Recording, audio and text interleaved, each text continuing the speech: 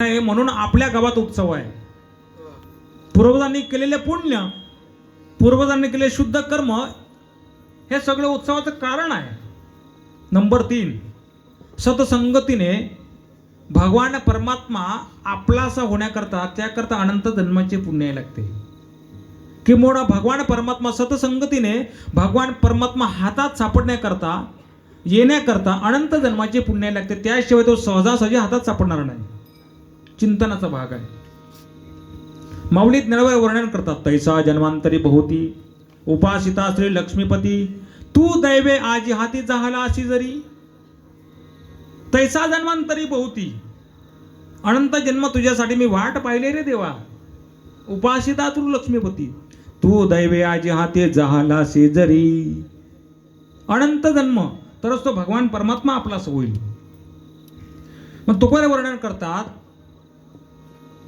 की माझ्या हातात सापडलाय. महिला मंडळाकरता एक सोपा प्रश्न विचारायचा झाला तर आपल्या हातामध्ये जर रेशनचे गहू आले तर, गहू आपल्याकडे पिकत नाही ना, मग रेशनचे गहू आले तर आपण काय करू? आपल्या हातात जर गहू आले तर आपण काय करू सांगा बरं. आता सांगा. आता मला हे कीर्तन युट्यूबला टाकायचं नाही तर सांगितलं असतं पुढे.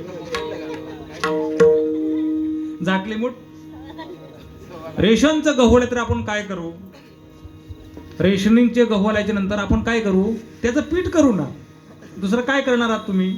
का तशीच लापशी बनवाल? त्या पिठापासून आपण चपाती बनवू, पुरणपोळी, शंकरपाळी बनवती की नाही आपण?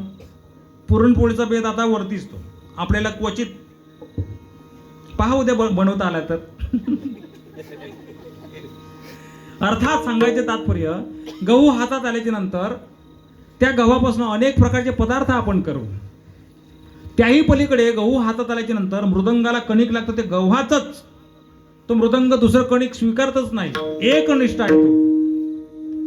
तांदळाचं नको आणि नागलीचाही नको, मला गव्हाचंच एकनिष्ठ. तोपर्यंत मी त्याला आपला असं करणार नाही. निष्ठानिष्ठी नाही, एकनिष्ठ. नाथ महाराजांनी वर्णन केले, गव्हाच्या राशी जोडले हाती सगळं पक्वाने घरा येती. गहू हातात आल्याच्या नंतर सगळ्या प्रकारची पक्वानं आली ना. काय तुम्हाला करंज्या थापायच्या त्या थापा, सगळ्या प्रकारचे पदार्थ आले.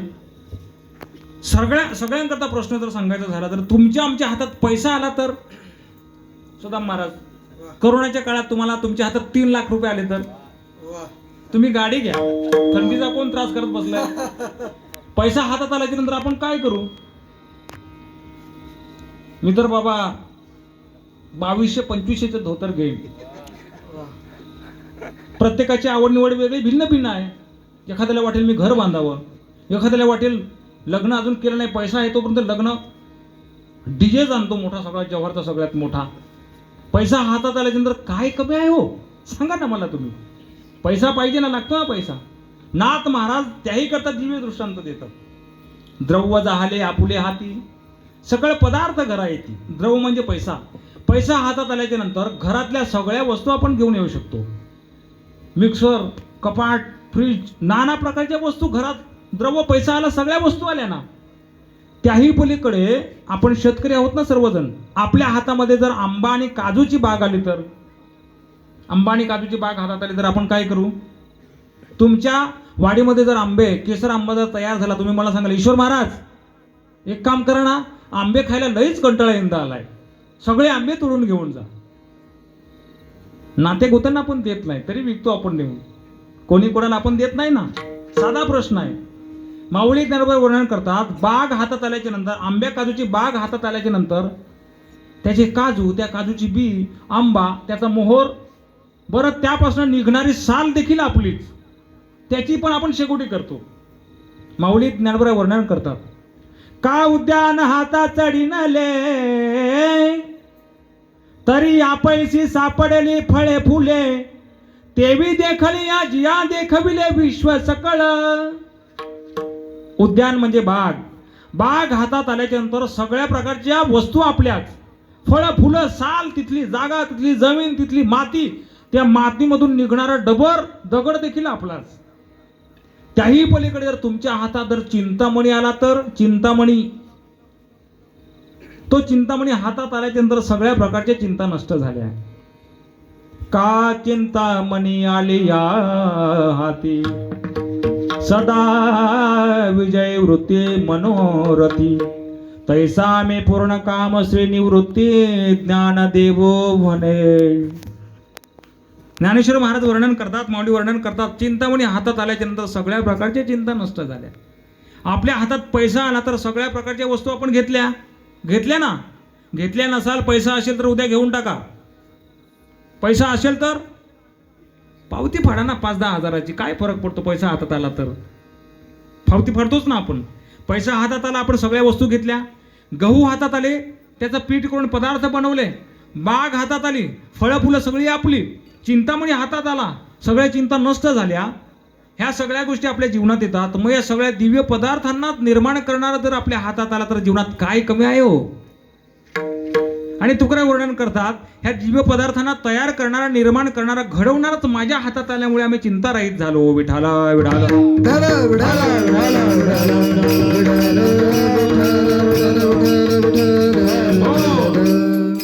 तो भगवान परमात्मा हातात सापडल्यामुळे आमच्या जीवनातली चिंता नष्ट झाली. आता आणि चिंतेने पाऊलो विसाव, कुंटली धावा तृष्णेची. बरं, चिंता सगळ्यांना आहे ना. गरीबाला काय खावं ही चिंता असते, तर श्रीमंताला काय काय खावं ही चिंता असते. काय फरक असेल त्याच्यामध्ये? काय खावं, काय काय खावं, चिंता असती. पैसा कमी आला, पैसा कसा येईल ही चिंता असते. पैसा जास्त झाला, तो कसा खर्च करायचा ही चिंता असते. चिंतेने कोणालाही सोडलेलं नाही. चिंता ही जी आहे ना, या चिंतेने कोणालाही सोडलेलं नाही. माता समम नास्ति शरीर पोषणम. माता ही लहान मुलाचं पालन पोषण करत असते. भार्या समम नास्ति शरीर तोषणम. पत्नी ही शरीराचं तोषण करत असते. विद्या समम नास्ति शरीर भूषणम. विद्या ही शरीराचं भूषण आहे. चिंता समम नास्ति शरीर शोषणम. तर चिंता ही शरीराचं शोषण करत असते. विठाला विठाला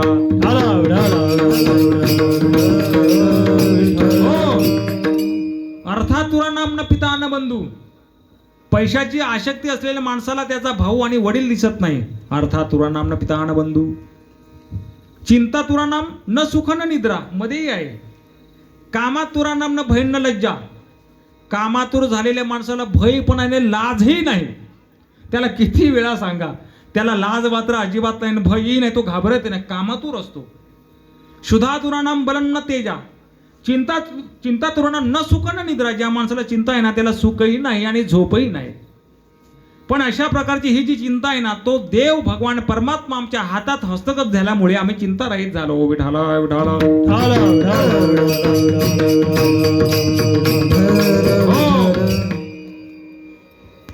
आता मात्र चिंतन आहे. महाराज तुम्ही म्हणता आता मात्र चिंतन आहे, आता मात्र चिंतन आहे. मग याच्या आधी काय सांगितलं? तेही चिंतन सांगितलं ना. 11 जरी वाजले तरी पण आता मात्र चिंतन आहे. संजय महाराज तुकोरे वर्णन करतात की भगवान परमात्मा आमच्या हातात सापडला. तुकोरे तुमच्या हातात सापडला, पण भेंडीवरती जर कीड आली तर फवारणी करायला उपाय करावाच लागेल ना आपल्याला. तसं तुमच्या हातात जो सापडलाय ना, मग तोच आमच्या हातात सापडावा याकरता उपाय काय? करोना आला खरा, करोना आला खरा संजय महाराज, पण तो करोना दूर पळावा, लांब जावा, नष्ट व्हावा याकरता उपाय काय? लस घ्या. झाले का दोन्ही डोस सगळ्यांचे? घ्या बरं, सगळ्यांनी लस घ्या. शासन आपल्याला ओरडून ओरडून सांगते लस घ्या. 2 डोस झाल्याच्या नंतर अधिक अजून तिसरी लस येईल की याची शाश्वती नाही, पण 2 डोस मनाची खंबीरता करताना खरं सांगू तुम्हाला, अध्यात्म हे असं क्षेत्र आहे ना, हे अध्यात्म क्षेत्र, परमार्थ क्षेत्र खऱ्या अर्थानं मनाचं शांतवन करत असतं. करोनावरती एक रामबाण उपाय, मन खंबीर ठेवा, काहीच होत नाही. पण ज्या अर्थी शासन सांगते त्या अर्थी आपल्या हिताचं सांगते. लस ही सर्वांनी घेतली पाहिजे. जर कोणी घेतली नसेल तर आपण घ्या. सर्वांनी घेतली पाहिजे. मी देखील घेतले. दुसरा डोस शिल्लक आहे. काय सांगत होतो आपण? कीर्तन सांगत होतो, चिंतन सांगत होतो आपण. उपाय काय? उपाययोजना काय? भेंडीवरती जर रोग आलाय, आता त्याची रोगराईची नावं तुम्हाला नाही सांगताना, मला तोंडपाठ आहेत ती. एखाद्या पिकावरती जर रोग आलाय, भातावरती करपा पडलाय, मग काय कराल तुम्ही? करपा पडलाय ना, कडा करपा पडलाय ना, बुरशीनाशकाची फवारणी करा. उपाय अर्थात तुमच्या हातात देव सापडलाय ना, मग तो आमच्या हातात सापडावा याकरता उपाय सांगा ना. बाकीचं नको, उपाय सांगा, उपाय सांगा, उपाय सांगा. आणि मग संत वर्णन करतात, आता खऱ्या अर्थानं देव सापडण्याकरता तुमच्या जीवनात मी उपाय सांगणार आहे. भगवान परमात्मा हातात सापडावं असं वाटत असेल, देव हातात हस्तगत व्हावं असं वाटत असेल, तर शुद्ध भावानं भगवान परमात्माचं नाम चिंतन करणं अतिशय गरजेचं आहे. शुद्ध भाव मी म्हटलं. नंबर 2, दुसरा उपाय, भगवान परमात्मा हातात सापडावं असं वाटत असेल, तर परमार्थाला सगळ्यात मोठी लागलेली जी कीड आहे त्याचं नाव अभिमान, अहंकार. हा अभिमान अहंकार आपण जोपर्यंत सोडत नाही ना, तोपर्यंत खऱ्या अर्थानं भगवान परमात्मा हातात सापडणार नाही. नंबर 3, हे जग त्या भगवान परमात्म्याला पाहत असताना चर्मदृष्टीने तो दिसतच नाही, त्याला ज्ञानदृष्टीने पहा. आणि त्याला ज्ञानदृष्टीने पाहत असताना हे जग आपल्याला समान दिसेल. हे विश्वाची माझे घर, तो आणि मी एक वेगळा नाही, हे जग माझंच आहे, मी जगाचा आहे, ही अनुभूती आपल्याला येईल. हे विश्वाची माझे घर, तरच तो भगवान परमात्मा तुमच्या आमच्या हातात सापडेल. नंबर 4, जीवनात जोपर्यंत साधना होत नाही, साधना करत नाही ना, तोपर्यंत भगवान परमात्मा हातात सापडणार नाही. विठाला विठाला.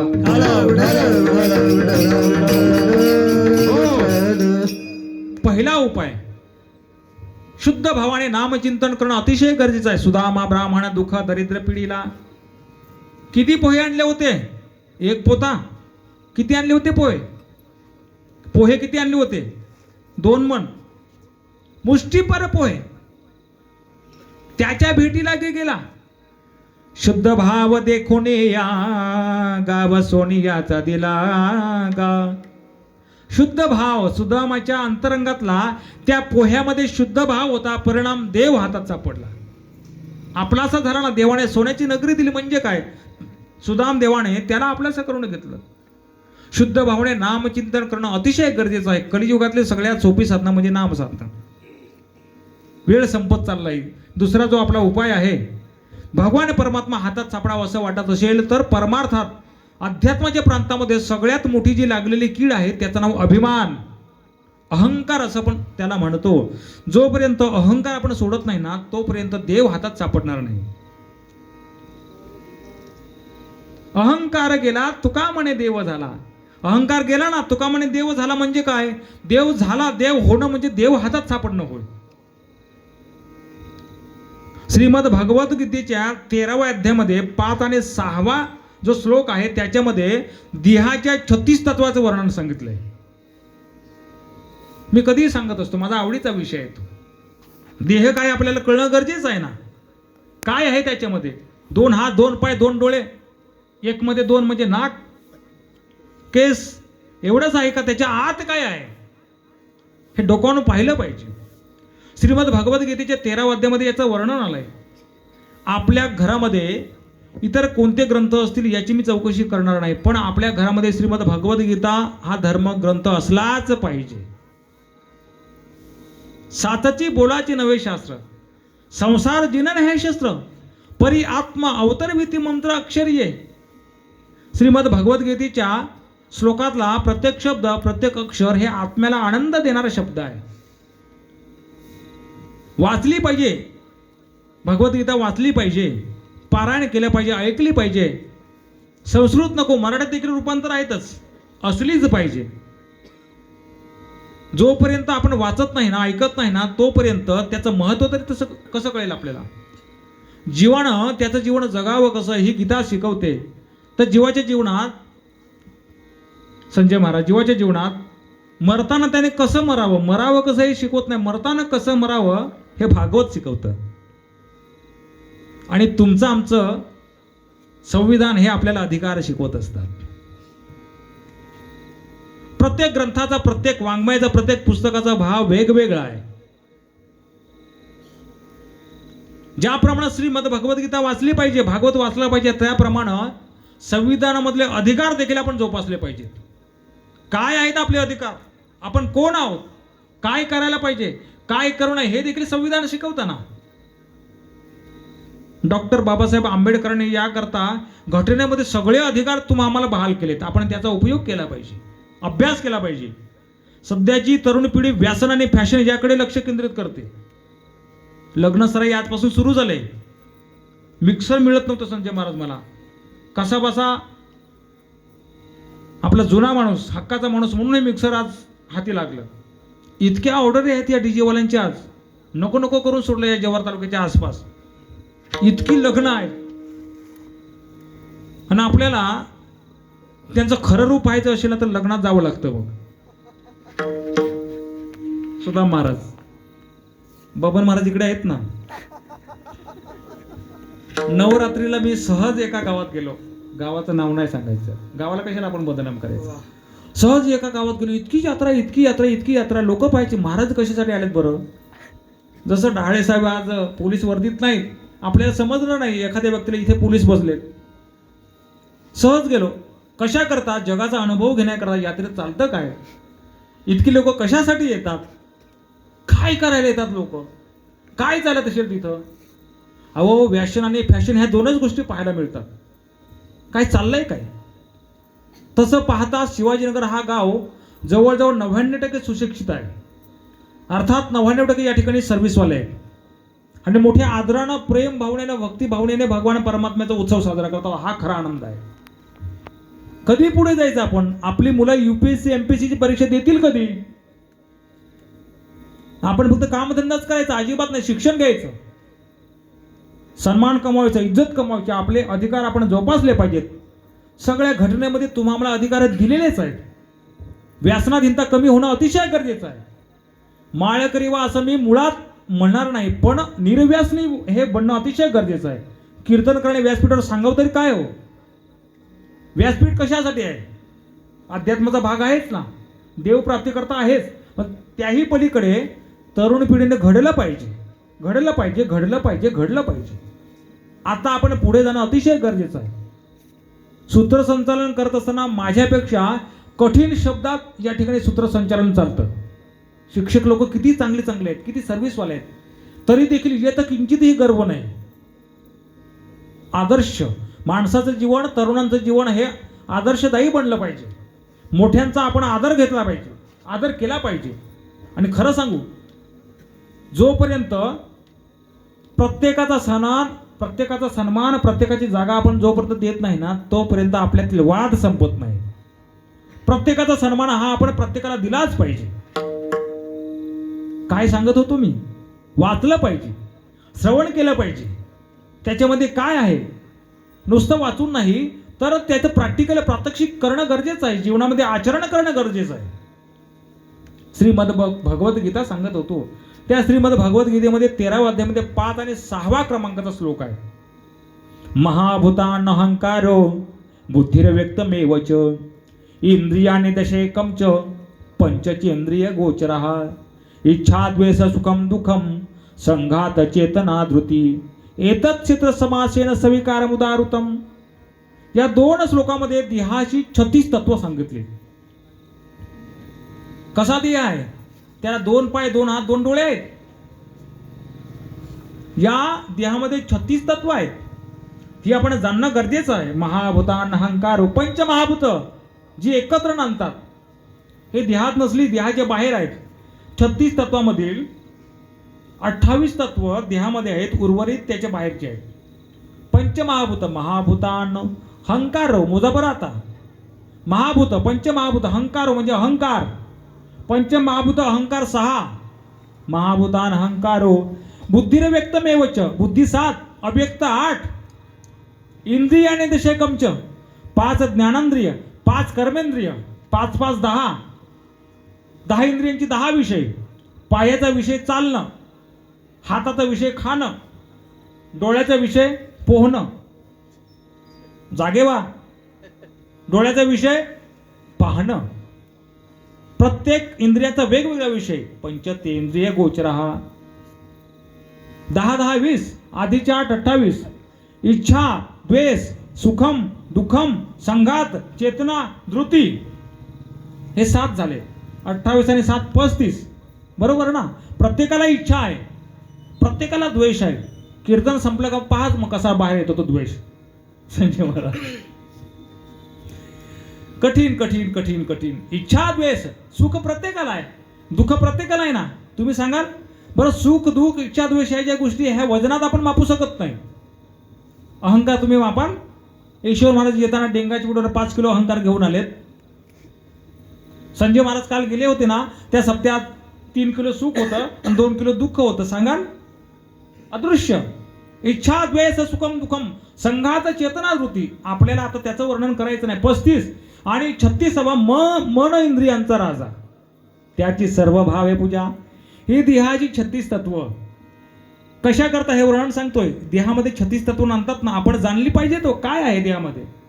या 36 तत्वामध्ये अहंकार जो आहे ना, तो अहंकार पहिलीची पायरी आहे. मग जोपर्यंत आपण पहिलीची पायरी पास होत नाही ना, तोपर्यंत दुसरीच प्रवेश नाही. शास्त्राने आता सोपं केलं तो भाग निराळा. न अभ्यास करता दुसरी. माझी मुलगी न काही पुस्तक घेता न वाचता संजय महाराज दुसरीमध्ये. सर बसलेत, माझ्या दिदीचे सर बसलेत, मामा बसले तिथे, छान शिकवतात. मला त्यांचा खूप आनंद आहे, खूप आदर्श घेतो मी त्यांचा. अर्थात अध्यात्म क्षेत्राच्या प्रांतामध्ये अहंकार ही पहिलीची पायरी आहे. जोपर्यंत आपण पहिलीची पायरी पूर्ण करत नाही ना, तोपर्यंत दुसरीच्या पायरीत आपण जात नाही. हे अध्यात्माला घातलेले संगड आहे, हे बंधन आहे. आणि म्हणून अहंकार जोपर्यंत आपण सोडत नाही ना, तोपर्यंत खऱ्या अर्थानं तुमच्या आमच्या हातात देव सापडत नाही. विठ्ठला विठ्ठला.